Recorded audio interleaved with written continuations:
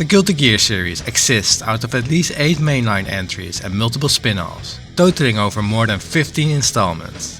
However, we're here for the art and music, which were actually created by the game's producer, Daisuke Ishiwatari. His team, Neo Blood, was rather small with only a dozen members. Thus, it might come to no surprise that people wore multiple hats to limit production costs. In an interview, Daisuke said that he was inspired by heavy metal bands such as Metallica and Guns N' Roses. When designing the characters, he wanted to create a game that was not only visually stunning, but also had an incredible soundtrack to match. And I think it's safe to say that his vision was spot on. For the anti-hero soul bad guy, who was the first character he designed, was not based on a particular singer, but his looks does embody a sort of rockstar archetype. And it has to be noted that Daisuke mentioned that Soul's designs were also influenced by his love for the anime Fist of the North Star. In this case, many of the characters' attacks have some sort of trope to this anime. Anyways, Soul's creator was also his voice actor in the first installment. Yep, you just heard the voice of the artist and producer, Daisuke Ishiwatari. But the big question is, what about the main character, the one most of us chose first to play with? Kai Kisuke's origin was initially intended to be Russian, but they made him French instead. His full name was based on the musicians Michael Kiske and Kai Hansen, from the German heavy metal band Halloween. Like you may expect, references like these is a common theme that runs throughout the entire cast. That's cool and all, so what about Kai's signature move? Indeed, it's a song from Metallica named Ride the Lightning. Names aside, when we look at the game art, during development in '98, Guilty Gear was officially supposed to be a rendered 3D game, similar to titles such as Killer Instinct. However, mainly 4 people were doing the bulk of the work, and nobody had any prior video game experience. Despite the circumstances, Daisuke disliked the result of the rendered graphics, and opted for a more hand-drawn design instead. In addition, he noted that the style and aesthetics of the characters were influenced by his favorite animes and manga, to really draw in the fans of this type of genre. And honestly, it worked, because if I think of a manga-styled fighting game, Guilty Gear is the first one that pops into my mind. Gameplay aside, this heavily emphasizes why Street Fighter is more popular with the general audience. Because, let's face it, Guilty Gear shows a heavy, stylistic Japanese design, with long clothes, punky hairstyles with sharp edges, and moving tails that sweep with the wind and with the press of a button.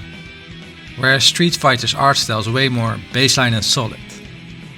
And in this case, it has to be said that the extreme style designs are less in line with the general Western audience. Basically, you don't necessarily have to like manga to like Street Fighter. But Guilty Gear definitely will not hold up to that statement. That said, while the illustrative art doesn't emphasize normal character proportions, in-game, the characters have disproportionate body parts to make them easier to read on screen. This is different for the character art from the later installments, which are more directly translated to the in-game graphic models. However, this is a common thing in fighting games, as we all need to see what's going on in a split-second time frame. Compare the series as a whole, they mainly went for different character outfit designs. Nonetheless, in case of illustrations, the earlier games like Guilty Gear X, Isuka, and Overture had way more promotional art to show for. Guilty Gear Sign, for instance, had Hideshiko Sakamura as one of the main artists. He wanted to create a game that looked like a 2D anime, but played like a 3D fighting game. In an interview, the artist noted that they think the most important aesthetic in Guilty Gear is to make the characters cool. On top of that, they wanted to create characters that players could really identify with. In Strive, they noted that the new art style is a result of their desire to create something different from what they had done in the past. This time around, they want to create characters that felt more real and had a greater sense of weight and impact when they fought. Thus, what about some of the designs of the remaining cast? First off, some of them have phrases written on their clothes, like hope and free and free. Indeed. There's more official art that's a bit dubious to show, as the illustrations are kind of alluring, so to say. That said, with such a big roster of characters, they are definitely unique in their own way. Personally, I think Robokai is a pretty cool and cleverly designed clone character. Nevertheless, in the case of female characters like the transgender Bridget debate, the original artist, Daisuke Ishiwatari, said in an interview that he intentionally left Bridget's gender ambiguous because at the time it wasn't yet acceptable, especially a discussion not spoken of in Japan.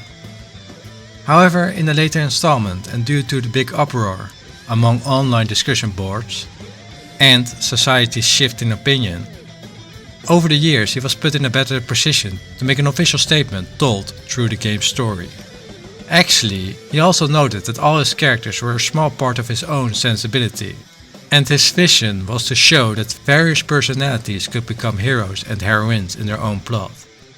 To dive a bit deeper, in his eyes, he said that all of Guilty Gear is about us, imperfect humans, beliefs and failures that are right in their own way, and that we as individuals can see and respect multiple perspectives. And while this statement is super interesting, deep and likely well thought out, to be frank, I'm just here for the art. So, aside from all the characters that the roster provides, there's one character that kind of stands out among the rest. And that is, of course, Rurouni Kenshin. Okay, it's actually Faust. You heard me, Faust.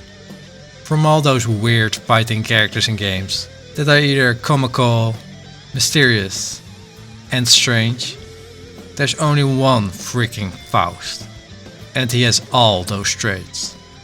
While not officially stated, this guy might be Mr. Baldhead, a physician who became a serial killer.